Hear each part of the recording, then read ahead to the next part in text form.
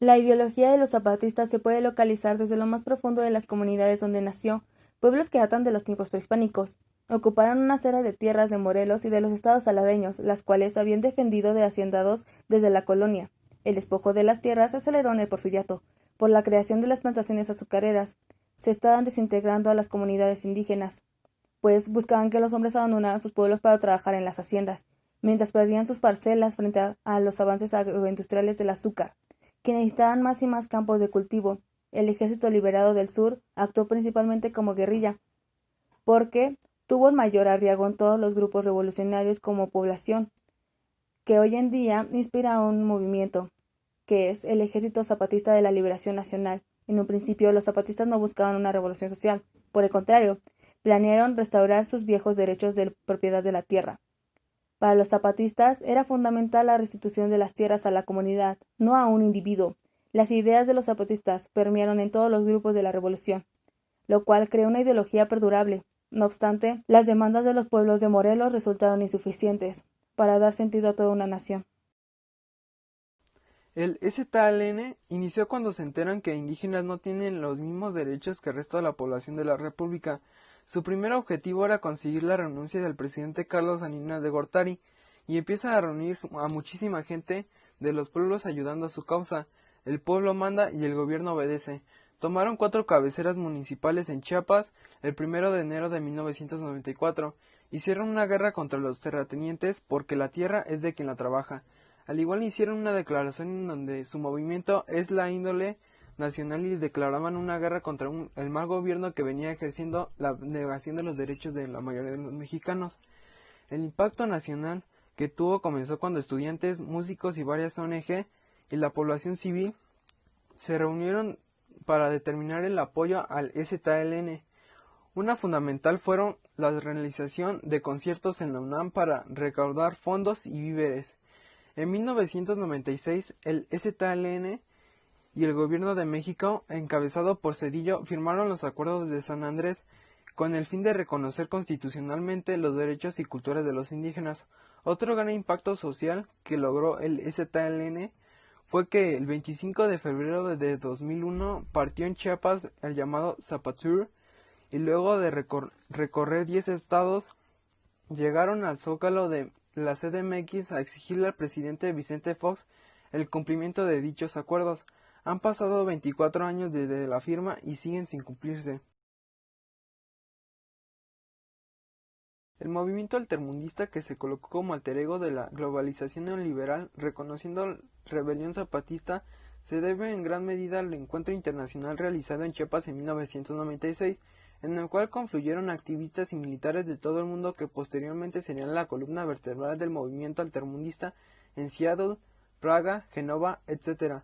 La rebelión del zapatismo en los movimientos populares latinoamericanos de mediados de los años 90, una oleada de luchas, rebeliones y levantamientos cambiaron radicalmente el panorama político de la región, destituyendo gobernantes neoliberales en la Argentina. Ecos del zapatismo se escuchan en los índices del días 19 y 20 de diciembre de 2001 y de las intensas experiencias democráticas directas que antecedieron y sucedieron, pero también en Bolivia y en Ecuador, donde poderosos movimientos indígenas y campesinos sacudieron los sistemas políticos y abrieron las puertas a la redacción de las nuevas constituciones. En caso de Brasil, el más grande movimiento social de la región, reconoció en la rebelión zapatista una transferencia fundamental en toda Latinoamérica del siglo, vibrantes y eficaces luchas populares que modificó el escenario en el siglo XXI, se dio bajo la inspiración del ZLN. En este sentido, la periodización de la historia mundial y latinoamericana del zapatismo en otros espacios que permita hablar de antes y después de 1994, todo el territorio se rige de una manera autónoma, hasta clínicas no son parte del gobierno, y un impacto internacional que tiene este movimiento ayuda a la gente de los territorios con el apoyo de doctores internacionales en ayuda al territorio zapatista con campañas que crean ciclos de operaciones. Desde la aparición en México del Ejército Zapatista de Liberación Nacional EZLN, el 1 de enero de 1994, no ha sido extraño encontrar proposiciones como la siguiente: El deterioro en las condiciones de vida de la población, particularmente el aumento en la pobreza, han propiciado la aparición de la rebelión social. La crisis de diciembre de 1994 y la irrupción del Ejército Popular Revolucionario en 1996 no parecen sino haber confirmado el declive de las condiciones de vida y su asociación con el desafío violento a la autoridad. El levantamiento coincidió con la entrada en vigor del TLC, que el ejército zapatista calificaba de sentencia de muerte para los indios. Un regalo para los ricos que ahondará la división entre la riqueza estrechamente concentrada y la miseria de las masas, destruyendo lo que queda de la sociedad indígena. Somos el producto de 500 años de lucha, afirmaba la declaración de guerra zapatista. La lucha es hoy, por el trabajo, por la tierra, por la vivienda, por la comida, por la asistencia sanitaria, por la enseñanza, por la independencia, por la libertad, por la democracia, por la justicia y por la paz. Los verdaderos antecedentes, agregó el vicario general de la diócesis de Chiapas, son la absoluta marginalización y pobreza, y la frustración de muchos años de intentar mejorar la situación. El cine mexicano ha sido históricamente ligado al centro cultural del país, la Ciudad de México, y la cinematografía que se produce en la periferia regularmente toma una forma crítica en contra del sistema. Las grabaciones que fueron retomadas dieron cuenta de las diferentes versiones de la lucha, que incidieron en las formas de recordar.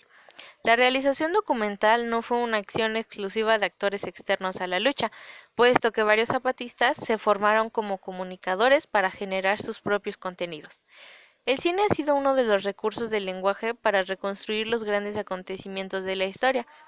Permite dejar una huella, una impresión de algo sucedido en el pasado y que por medio del documental o película, como en este caso, se busca desvelar en parte. Retomamos documentales y películas como Chiapas, Paisaje después de la batalla, Autonomía zapatista, Otro mundo es posible, Los hombres sin rostro y Corazón del tiempo.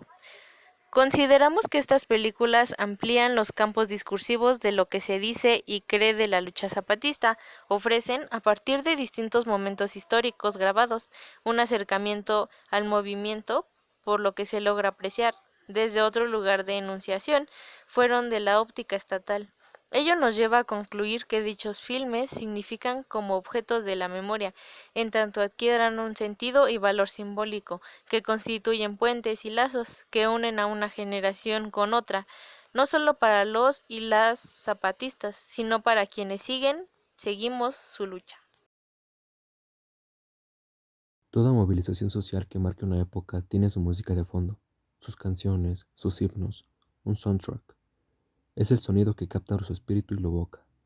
La movilización nacional e internacional generada por el Ejército Zapatista de Liberación Nacional, EZLN, tiene el suyo y ha sido recogido en un álbum de 4 discos conmemorativos del 10º aniversario del alzamiento indígena en Chiapas. Son 82 canciones que testimonian y celebran el levantamiento zapatista y su impacto social y político. Cada disco del álbum tiene un título: Fuego, Palabra, Resistencia, Dignidad.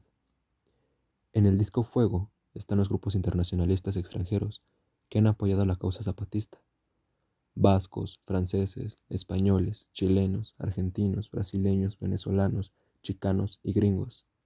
Hay nombres como Fermín Muguruza, Mano Negra, Sargento García, Manu Chao, Hechos contra el Decoro, Aztlán Unite-Ground, Cortatu. En el disco Palabra acoge autores y compositores mexicanos o extranjeros que no necesariamente aluden al movimiento zapatista, pero sí reflejan el clima social en que surge y evoluciona el EZLN. Otros autores o intérpretes presentes en el disco Palabra son León Chávez Teixeiro, el gran olvidado de la canción izquierda, Arturo Mesa, Gerardo Enciso, Café Tacuba, León Gieco, Rafael Catana, Pedro Guerra, Joaquín Sabina, Real de 14, Lila Downs, Nina Galindo. En el tercer disco, Resistencia, recoge a grupos caracterizados por combinar su quehacer musical con el compromiso social, a contracorriente de las modas que trata de imponer la gran industria de la música comercial, como es Salario Mínimo, Los Rastrillos, La Tremenda Corte, Tijuana, N.O., Panteón Rococó, Salón Victoria, La Sonora Escandalera y Maldita Vecindad. Son discos de ska y de reggae mexicano de gente que se ha estado partiendo la madre desde hace tiempo, en rollos de izquierda y con el zapatismo. En el cuarto disco, Dignidad, incluye a los músicos de las comunidades zapatistas en grabaciones de campo mezcladas y remasterizadas. En ellas, los protagonistas de uno de los movimientos sociales más trascendentes en los recientes 10 años hacen la crónica musical de su propia lucha, sobre todo mediante cumbias y corridos. El alzamiento indígena aglutinó y motivó la expresión de músicos de todo el mundo, con postulados e ideas de izquierda. Este material contiene propuestas líricas muy interesantes, que fueron bien recibidas por los jóvenes, un sector que hizo de estas para acompañar las transformaciones sociales que sucedieron a su alrededor. El propósito principal es la crítica y el cuestionamiento de los condicionamientos sociales, así como la afirmación de la identidad y el establecimiento de la rebelión como una especie de mecanismo de defensa y resistencia de los seres sociales frente a los intentos de dominación de sectores conservadores.